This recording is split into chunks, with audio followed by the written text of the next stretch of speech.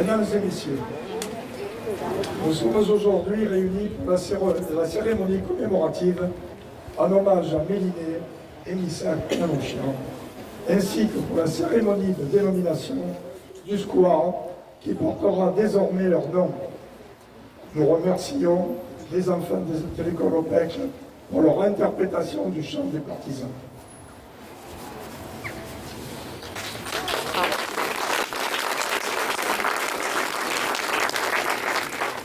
Merci, mesdames et messieurs. Monsieur Gabichon, maire de Martigues, va maintenant prononcer son discours.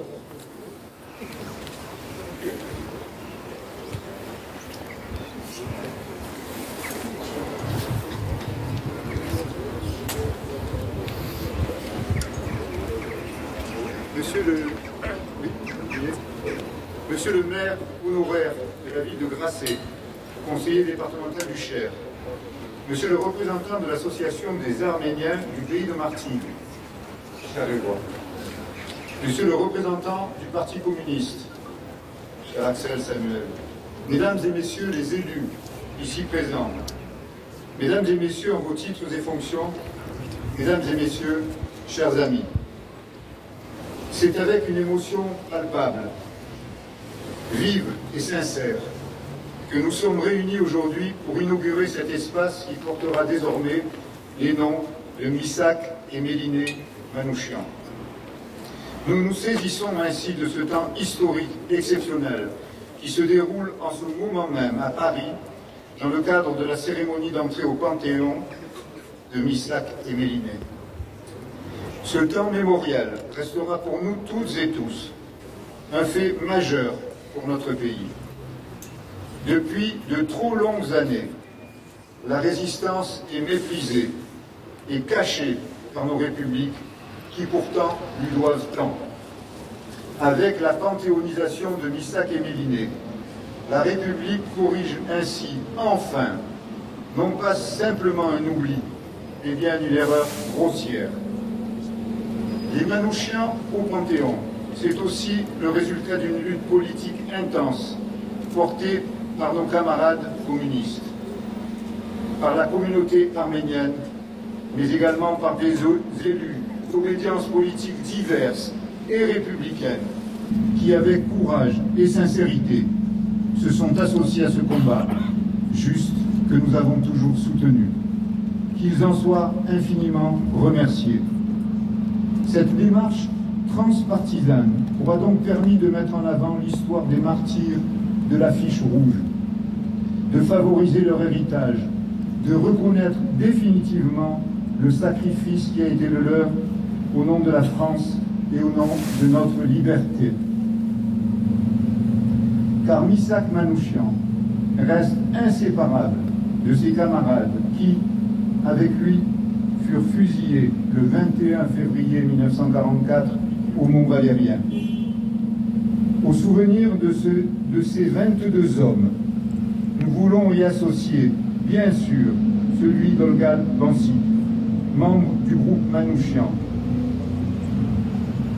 décapité à la hache le 10 mai 1944 à Stuttgart. Ils étaient polonais, hongrois, arméniens, français, italiens, espagnols, roumains, juifs pour la plupart.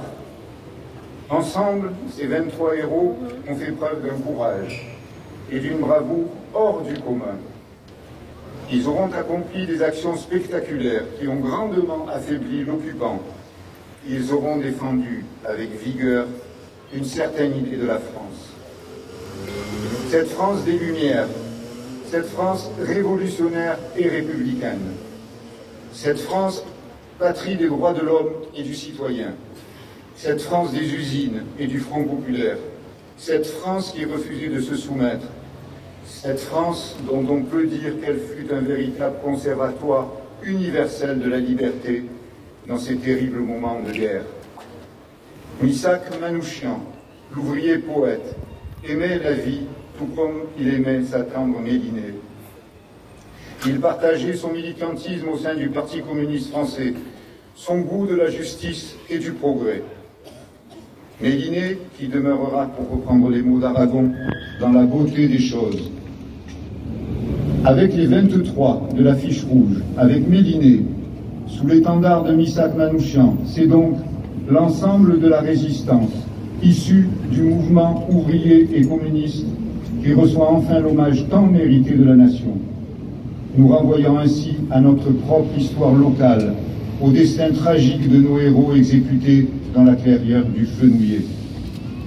Avec Missak et Méliné, le symbole est d'autant plus grand que c'est aussi la résistance des étrangers qui est unanimement saluée.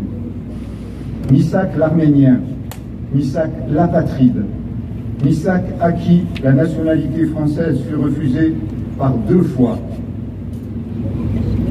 Mais Missak n'en a pas moins été un serviteur dévoué de la France, un amoureux de la France, en lui faisant don de sa propre vie. L'histoire de Missak, le destin de ses compagnons d'infortune, le deuil porté par Méliné ont inspiré des générations entières de militantes et de militants. Ils trouvent aujourd'hui un écho nouveau, alors que notre République vient de traverser une crise profonde sur le plan politique, qui l'a douloureusement fragilisée.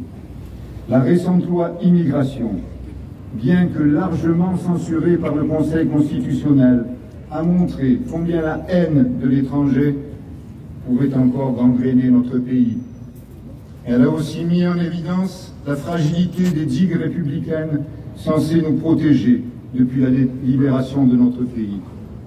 La panthéonisation de Missak et Méliné Manouchian s'apparente plus que jamais à une forme d'éclaircie dans l'obscurité qui s'installe dans notre pays et en Europe, admettant enfin, pour la première fois, un étranger résistant et communiste dans ce haut lieu.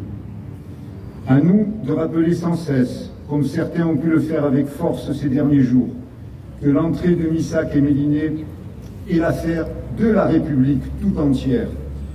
Une République qui ne saurait être dévoyée par les héritiers de celles et de ceux qui lui ont tant fait de mal. Celles et ceux qui s'emploient à attiser la haine, à diviser, à attaquer sans relâche l'autre au prétexte d'une origine, d'une religion ou d'une nationalité différente de la leur, n'ont pas leur place dans ce temps mémoriel qui unit la République. La panthéonisation de Missak et Méliné Manouchian incarne cette France diverse que nous aimons. Elle vient rappeler que les combats pour la paix, pour la justice sociale et pour la liberté sont des combats universels qui transcendent les différences et qui ont, plus que jamais, leur place au sein de notre République.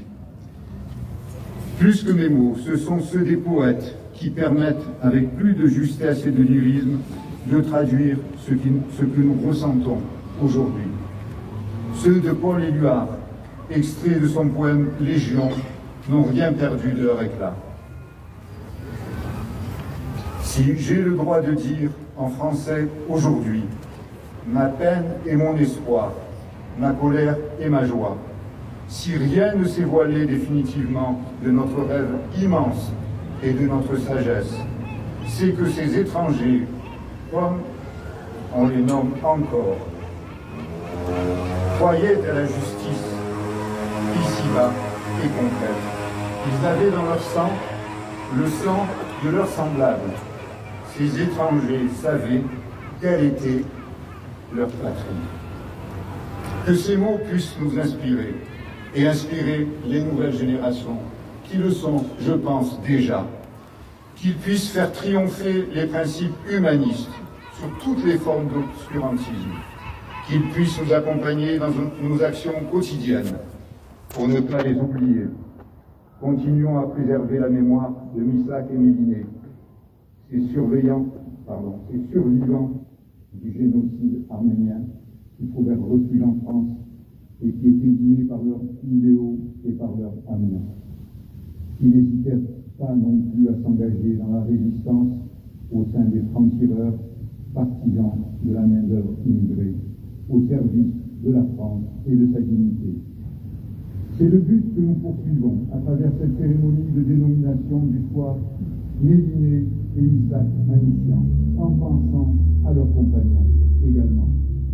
Dans une dernière lettre bouleversante d'émotion, écrite quelques heures seulement avant son exécution, Missak affirme à Méliné sa certitude que le peuple français et que tous les combattants de la liberté sauront honorer dignement la mémoire des 23 de la Citrouille. 80 ans après, cela sera bientôt chose faite, ici en France et à Martigues également. Au nom de la France, au nom de la République, au nom de la liberté, Missak et Méliné, sa petite orpheline bien-aimée,